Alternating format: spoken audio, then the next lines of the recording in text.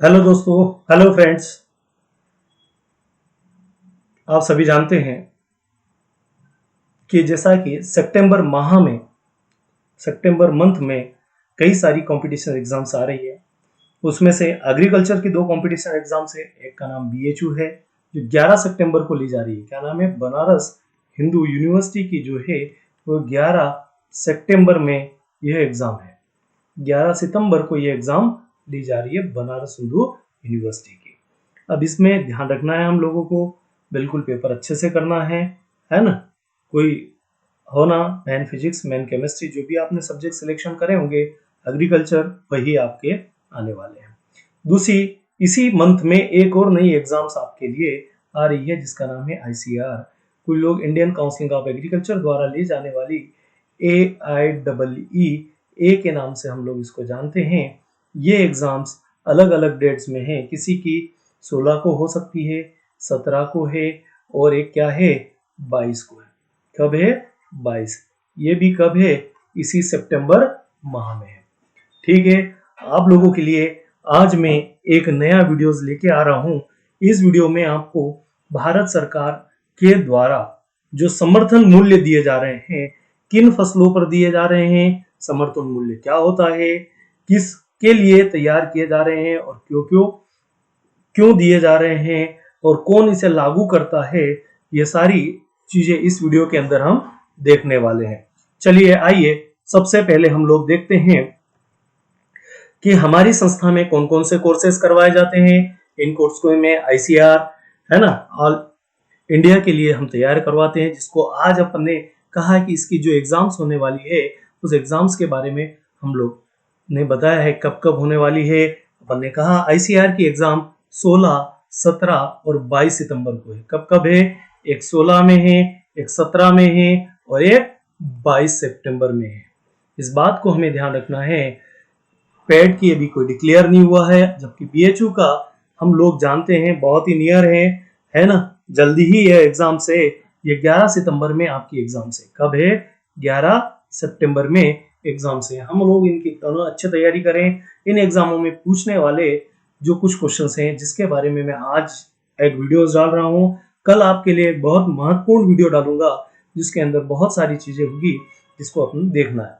चलिए आइए हम लोग डिस्कस कर लेते हैं कि क्या होता है मिनिमम सपोर्ट प्राइस। इसको हम बोलते हैं समर्थन मूल्य। क्या बोलते हैं? समर्थन मूल्य। समर्थन मूल्य का मतलब होता है कि इससे कम कोई वस्तु जिसका तय कर दिया जाए वह नहीं बिकेगी यदि वह उस स्टैंडर्ड, उस मानक को फॉलो करती है जो मिनिमम सपोर्ट प्राइस के लिए बनाया गया है। उसके लिए समर्थन मूल्य कहते हैं। समर्थन मूल्य भारत सरकार द्वारा निर्धारित किए जाते हैं। उसके लिए एक पर्टिकुलर संस्था बनाई गई है जिसके लिए अपन बात करते हैं। मिनिमम सपोर्ट प्राइस इस काइंड है ना, ये दिया है समर्थन मूल्य में जो प्राइस है वह प्रोड्यूस इन इंडिया। एग्रीकल्चर के जितने भी प्रोडक्ट हैं उनको एग्रीकल्चर के जितने भी जो फसलें हैं जिसके अंदर हम क्या करते हैं, इंक्लूड कर लेते हैं। भारत सरकार जिनको इंक्लूड करती है, क्यों इंक्लूड करती है?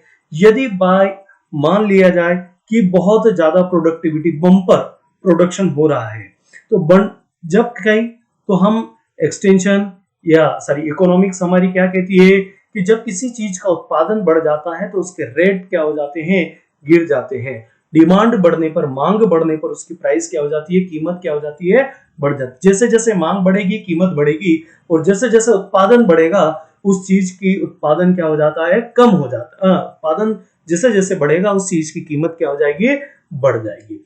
तो कीमत किसके साथ बढ़ती है? मांग के साथ बढ़ती है और उत्पादन के साथ, ज्यादा उत्पादन होने के साथ साथ कीमत घट जाती है। ऐसी स्थितियों में फार्मर की क्या हो जाती है, हालत खराब हो जाती है। किसानों की बम्पर उत्पादन के दौरान सही प्राइस नहीं मिल पाने के कारण है कि नहीं, वह हताश होने लगता है, डिप्रेस में जाने लगता है, वो उस खेती को क्या कर देता है, छोड़ने लग जाता है। इसलिए सरकार के द्वारा एक निर्धारित किया गया मिनिमम सपोर्ट प्राइस जिसको उन्होंने लागू किया, बनाया और ये कहा कि यदि इस स्टैंडर्ड तक की क्रॉप है किसी भी हाल में वह इतनी ही कीमत पर बिकेगी। मिनिमम इतना बना दिया गया है, मैक्सिमम वो कितनी भी जा सकती है। चलिए how is minimum support price of decided, कौन करता है? तो ये भारत सरकार की एक संस्था है जिसका नाम है commissions for agriculture cost and price. इसको शॉर्टकट में हम CACP के नाम से जानते हैं। थोड़े दिन पहले ही मैंने ये क्या डाला था, क्वेश्चंस डाला था कि मिनिमम सपोर्ट प्राइस को कौन तैयार करता है? तो वो commission for agriculture cost and price societies जो तैयार की गई है वह करती है। और उसके अंदर कौन कौन सी चीजें सम्मिलित करते हैं? तो मेन रबी की और खरीफ दोनों सीजन की ये क्रॉप सम्मिलित करते हैं। कुछ कॉमर्शियल क्रॉप को भी हम लोग इसके अंदर डिसाइडेड करते हैं। चलिए, the commission for agriculture cost and price attach the office of the Ministry of Agriculture and Farmers Welfare, Government of India, it taken into 16 जनवरी। यह हमारे यहाँ कब इंट्रोड्यूस हो गई थी, कब बना गई थी? तो जनवरी 1965 में इसमें हमने काम करना स्टार्ट कर दिया था। This policy to take is final shape around, और कब हमने इसको लागू कर दिया, फाइनल शेप में तैयार कर लिया? 1974 से 1976 में हमने इसको कंप्लीट कर लिया। चलिए, how many crop under the minimum support price, कौन कौन सी इसके अंदर क्रॉप आती है मिनिमम सपोर्ट के लिए? The minimum support price of 22 crop, इसके अंदर कितनी क्रॉप इंक्लूड की गई है? मिनिमम सपोर्ट प्राइस के अंदर 22 फसलें क्या की गई है, इंक्लूड की गई है, declared by department of agriculture and cooperation government of India के द्वारा यह तैयार की है। चलिए, पहले हमने कहा सीरियल क्रॉप। अब चूंकि इसमें कुछ खरीफ की भी क्रॉप है और कुछ रबी की भी क्रॉप, दोनों ही सम्मिलित है। सीरियल का मतलब होता है अनाज वाली। अनाज वाली कुल जो फसलें ली गई है उसमें 7 फसलें आती। कितनी फसलें? 7। गेहूं, धान, ये गेहूं है, ये धान है ना? धान का मतलब होता है चावल, बाजरा, बार्ले, ज्वार, रागी और मक्का। ये जो खेती है ये सीरियल क्रॉप को हमने सम्मिलित करा है। फिर पल्स क्रॉपों के अंदर अरहर आता है, ग्राम आता है, उर्द आता है, मूंग आता है। लिंटिल का मतलब होता है मसूर। क्या आता है इसका नाम? मसूर। क्या नाम है इसका? मसूर। इस बात को हमें ध्यान रखना है। तो कितनी हो गई? 7 वो थी, 5 ये है, 7 और 3 10 और 2 12 क्रॉप आपकी इंक्लूडेड हुई। अब कितनी बची आपकी? 12 और 8 कितनी हो जाती है? 20। और 20 के बाद जो क्रॉप बची है वह 2 क्रॉप कॉमर्शियल ली जाती है। सबसे पहले ऑयल सीड मतलब तेल वाली फसलों को भी सम्मिलित किया गया है। हमें सबसे पहले रेप सीड या मस्टर्ड का मतलब होता है सरसों, और सरसों के दाने को हम रेप सीड भी कहते हैं। सरसों तेल वाली फसल। ग्राउंड नट, मूंगफली, अर्थनट, पीनट भी अपन कह सकते हैं, मनाली नट भी कह सकते हैं। सोयाबीन, ये जानते ही हैं, सोया स्टेट के नाम से हम MP को भी कहते हैं। इस बात को तोरिया, है ना? फिर आता सीसम, सेफ फ्लावर का मतलब होता है कुसुम। क्या होता है? कुसुम। फिर सनफ्लावर, सूर्यमुखी, है ना? और नाइगर सीड्स। इनके बीजों को हमने क्या कर रखा है? डाल रखा है मिनिमम सपोर्ट प्राइस में। अब minimum support price for all kharif crop 2020 से 21 कौन कौन सी क्रॉप है और कितना उसका समर्थन मूल्य है और कितना इस बार बढ़ाया गया है, वो दोनों चीजें हम देख लेंगे। पेड़ी की जो वेराइटीज हैं ग्रेड 1 है और ग्रेड 2 है। अपन कॉमन वेराइटीज को अपन ग्रेड B कह सकते हैं। इसके लिए 1868 रुपए 1868 रुपीज क्या किया गया है? मिनिमम सपोर्ट प्राइस बनाया गया है इसका। इससे नीचे ये चावल नहीं बिकेगा। फिर पेड़ी ग्रेड A। दूसरा चावल ग्रेड A वेराइटीज जो होती है, अच्छी वेराइटीज जो होती है, बासमती है जिसमें सुगंध आती है, ऐसी वेराइटियों के लिए कितना रखा गया? 1888 रुपीज रखा गया है। दोनों में 53 की क्या की गई है? बढ़ोतरी की गई है। चलिए, इसके बाद नेक्स्ट हमारा आता है ज्वार के अंदर हम लोग तैयार कर रहे हैं। ज्वार में जो है हाइब्रिड वेराइटी है के लिए 2620 रुपए पर क्विंटल इसका मिनिमम सपोर्ट रखा गया है। 70 रुपए इसमें इंक्रीज किया गया है ना? ज्वार मलदानी को किया गया 2640 रुपए, 70% है। बाजरा है 2150 MSP मिनिमम सपोर्ट प्राइस, है ना? 150 रुपए इसमें इंक्रीज किया गया है। चलिए आइए देखते हैं रागी के लिए 3,295 रुपए, है ना, 3,295 रुपीज। इसके लिए क्या किया गया, मिनिमम सपोर्ट दिया गया है, मिनिमम सपोर्ट प्राइस दिया गया है। मक्का के लिए 1850 रुपीज सपोर्ट किया गया है, इंक्रीज कितना किया, 90 रुपए किया गया है।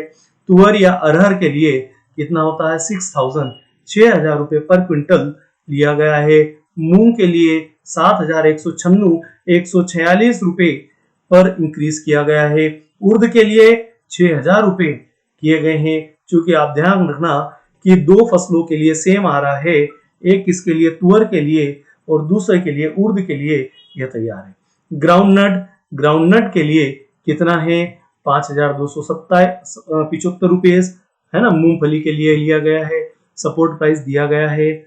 फिर से फ्लावर के लिए 5,885, सोयाबीन के लिए 3,880 रुपए। अंडरलाइन करना क्योंकि यह एमपी के लिए बहुत महत्वपूर्ण है। मैं आपको किस किस के लिए कब कब कौन कौन सी चीजें महत्वपूर्ण है मैं उसके बारे में बात करूंगा। शीशम के लिए 6,855 रुपीज, है ना। नाइग्रेट सीड्स के लिए 6,695, कॉटन के लिए 5,155।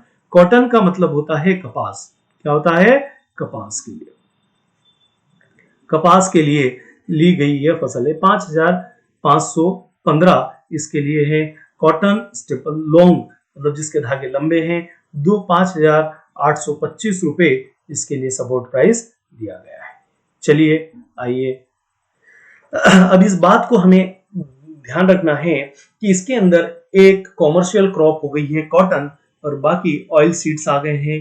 तो ये सभी क्रॉप जो खरीफ के अंदर आने वाली है, उन लोगों की लिस्ट जारी हो चुकी है, जिसका मैं वीडियो बनाना ठीक समझता था, इसलिए मैंने आप लोगों की एग्जाम्स के जस्ट पूर्व मैंने ये करा है। सभी बच्चों को ऑल द बेस्ट। बीएचयू के लिए अभी एग्जाम 11 सितंबर, इसके बाद आईसीआर की 16, 17 एंड 22 है, उसके लिए भी ऑल द बेस्ट। मैं चाहूंगा आप लोग बहुत अच्छा प्रदर्शन करें, बहुत अच्छा क्वेश्चंस को देखें। आईसीआर में स्पेशली माइनस मार्किंग है, तो उसलिए आईसीआर बीएचयू की माइनस मार्किंग को ध्यान में रखते हुए आप लोगों को ये करना है। 25 नंबर की रीजनिंग बीएचयू में आती है, 50 नंबर का एग्रीकल्चर आता है, 25 नंबर का आपका केमिस्ट्री आता है। तो इस बात को बीएचयू को भी बिल्कुल बारीकी से ध्यान रखना है। रीजनिंग इजी होता है, क्रॉप भी इजी होता है, केमिस्ट्री थोड़ा सा टफ होता है, तो उसको करें और गलत क्वेश्चंस को न करें, इस बात का भी हम लोग ध्यान रखें। सभी लोगों के लिए बाबा महाकाल से आशीर्वाद है, आप लोगों के लिए मांगता हूं आप सभी अच्छी जगह पर पहुंचे। धन्यवाद। और एक बात यह है कि हमारी संस्था जो है परफेक्ट एग्रीकल्चर ट्यूटोरियल, यहाँ पर उत्कृष्ट फैकल्टियों के द्वारा, एक्सीलेंस फैकल्टियों के द्वारा आपको पढ़ाया जा रहा है। चलिए।